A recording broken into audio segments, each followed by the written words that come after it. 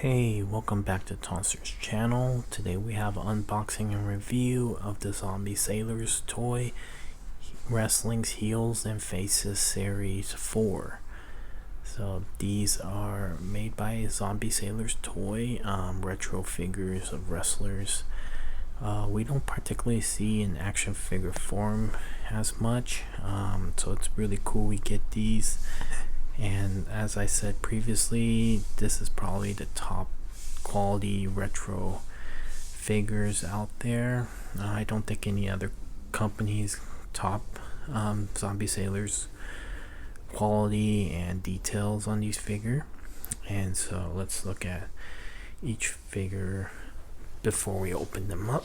So here we have Mike Awesome, a very underrated wrestler from his ECW days and WCW, WWE.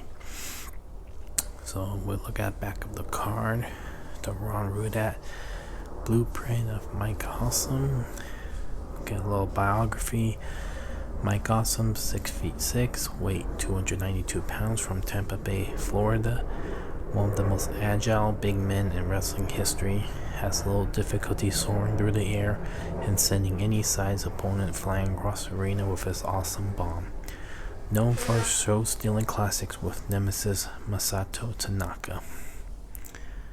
Some of the preview of the next set. Okay, next we got one of the legendary wrestlers out there, Flair Bloody version. So very cool. Get the blueprint there. Ric Flair, 6'1", 243 pounds, Charlotte, North Carolina. The self-proclaimed dirtiest player in the game is a 16-time world champion. Flair is a limousine-riding, jet-flying legend with a career that spans over 50 years. Favorite quote? Woo! So very cool. And then next we got Abdullah the Butcher, the bloody version. So looking at the blueprint, Abdullah the Butcher, height 6 feet, weight 260 pounds, from Sudan. In case his darting eyes and heavily scarred forehead were not enough indication, this bloodthirsty madman is not to be taken lightly. He uses his trusty fork to turn people or opponents into his own personal carving station. Known for his brutal brawls against bitter rival Bruiser Brody. So very cool that we got Bruiser Brody in the previous wave.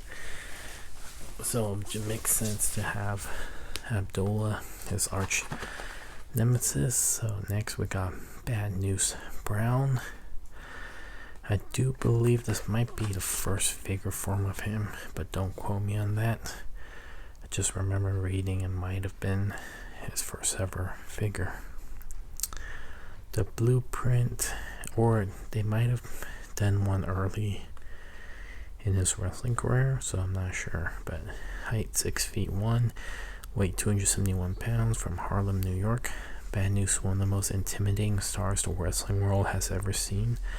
Allen has won Olympic gold, capturing the bronze medal in judo at the 1976 Summer Games.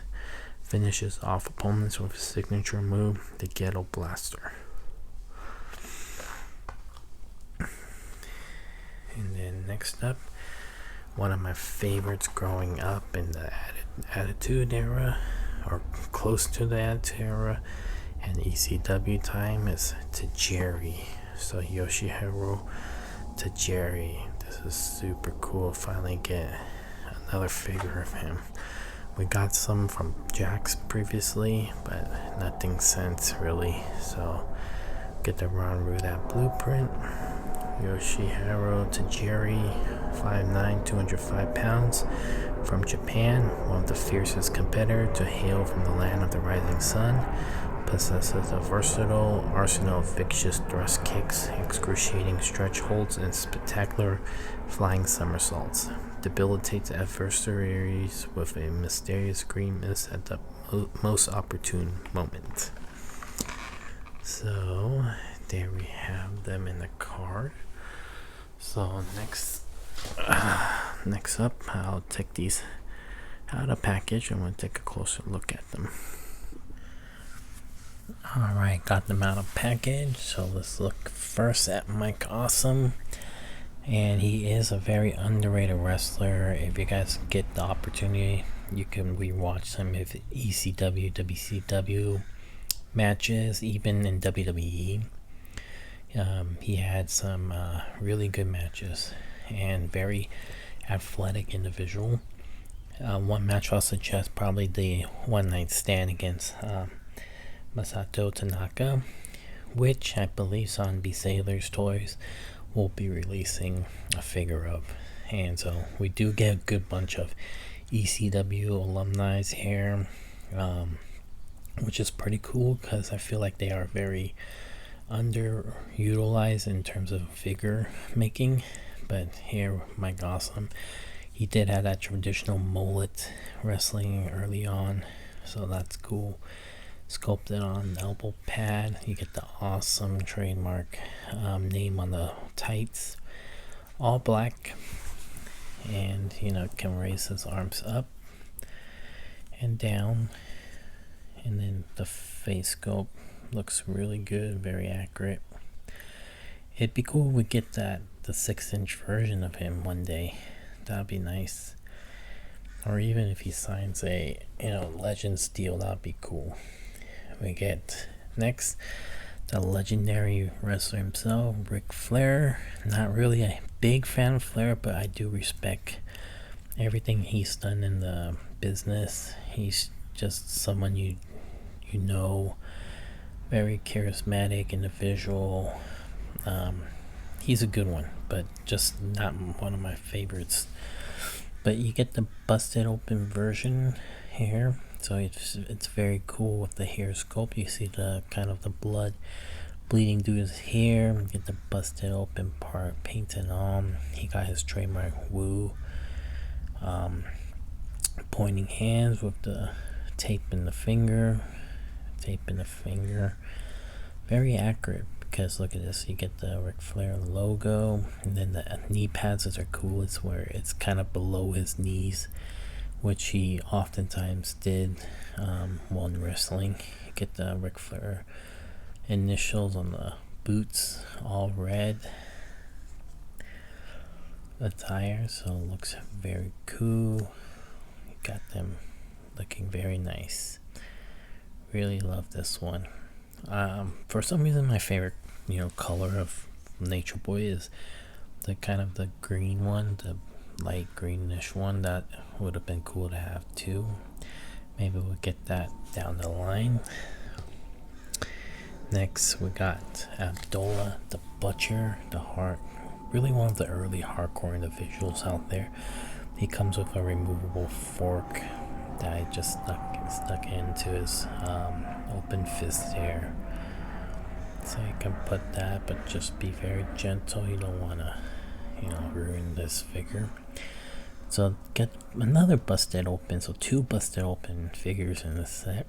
Get the trademark scars on his forehead, bleeding over his face, and then his body sculpt. He was a big man, so I get the giant chest, wrapped hands, red elbow pad that's sculpted, and then here you see a butcher, and then it says Taekwondo on the logo, and you get kind of the Sultan boots.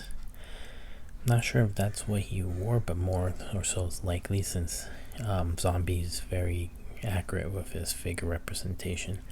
Just didn't really notice the boots, and surprised he wore these actually, but it looks very nice. We are getting the 6-inch version from Zombie of him as well, so can't wait for that. And then next we get Bad News Brown, a wrestler I'm not really familiar with.